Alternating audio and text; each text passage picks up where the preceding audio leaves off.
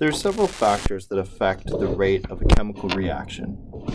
What we're going to think about during all of these videos in the next few is that two basic things need to happen for a chemical reaction to occur. First of all, the particles involved in the chemical reaction need to collide in the right combination so that they can change from what they were to what they are going to become. Secondly, those chemicals, when they undergo that collision, must have enough energy to allow the change to occur. We're going to focus on that energy part for this video. Different chemical reactions have different rates. One of the main reasons for this is just the nature of the chemical reaction itself. During a chemical reaction, potential energy changes occurred throughout the reaction. So, if you recall in the last unit, when we talked about chemical potential energy,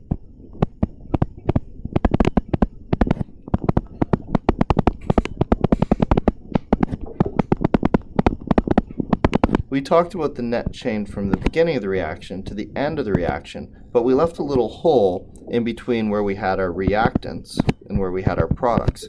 Because when we consider the overall energy change, we simply need to consider where it started, where it ended. But most chemical reactions are going to go through a kind of awkward middle stage where they go to a state of higher chemical potential energy.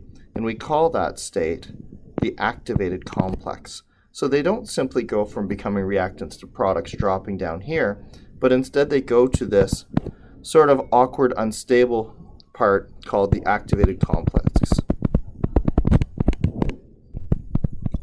Activated complexes only exist for incredibly short periods of time, but they also stand as a barrier. They stand as to create an input energy that's necessary even in something like an exothermic reaction for the reactants to have enough energy to get over the hump and become the products. The amount of energy required to get from the reactant stage to the activated complex is called the activation energy. So if they start along here, let's just put some fake numbers to this for no reason, at negative 20 kilojoules, and then they have to get up, say, to negative 5 kilojoules. What that means is, despite the fact that what I've drawn here is an exothermic reaction, they still need to get up 15 kilojoules in energy to get through this awkward stage. Imagine two chemicals, A plus B2, that are going to react to form AB. When this reaction occurs, something strange might have to happen in the meantime. Let's say that this reaction actually occurs in two separate stages. Maybe first the two A's have to react to form A2, and then that A2 can react with the B2 to form two ABs. This intermediate step isn't something that would naturally happen unless the secondary step happened, and so it's unstable, and it exists at a spot of high chemical potential energy.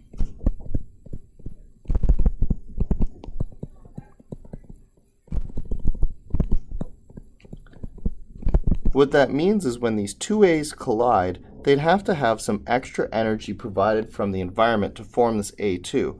They'd have to have a certain amount of activation energy available for them to form the activated complex. Once that activated complex is met, the secondary part of the reaction can happen. That would probably happen fairly quickly, and the reaction would proceed. But the reason that this reaction might have a slower rate than otherwise expected is because that activation energy might be quite high, and though maybe this could represent an exothermic reaction where the final product is at a substantially lower energy than the initial reactant, this awkward stage slows the reaction down. In general, the higher the activation energy, or the higher the chemical potential energy of the activated complex, the slower the reaction will proceed. All chemical reactions are different, they go through different mechanisms, and so predicting this can be difficult, but that is the general link. If we consider again our two things that need to happen, we need a collision and we need enough energy. Those are going to be the two things that we keep coming back to. Then the higher the activation energy, the more energy that we would need during that collision, so the less likely particles in that collision would have the energy to get over the hump. So higher activation energy, slower, less chance of actual reaction, slower chemical reaction. An example of this in the real world would be comparing starting a fire with paper or starting a fire with wood. Either way, for the actual combustion of that wood or paper to occur, the wood or the paper actually have to go to a gas state.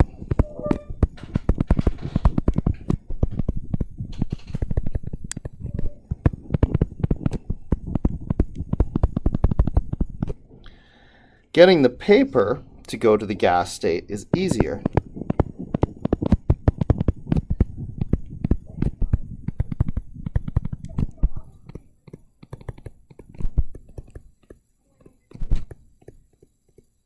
So, if you take a lighter and you try to set a piece of paper on fire, try to set a piece of wood on fire, the paper will have a faster initial reaction rate.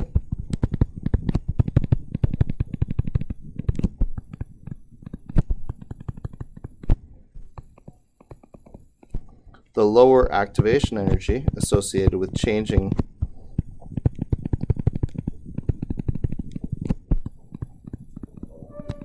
the paper to a gas means that it's easier to get that paper into a combustible state.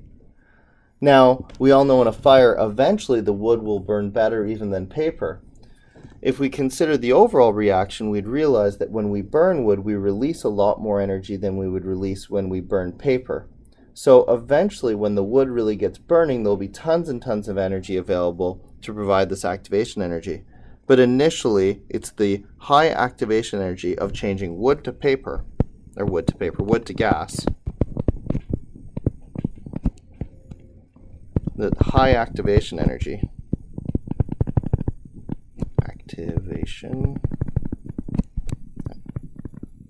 That limits the speed of this chemical reaction.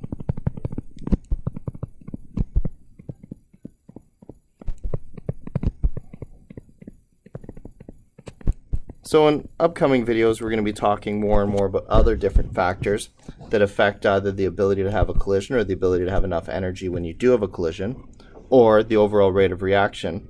But that's how the nature of different chemical reactions can affect their ability to, or can affect their rate of reaction.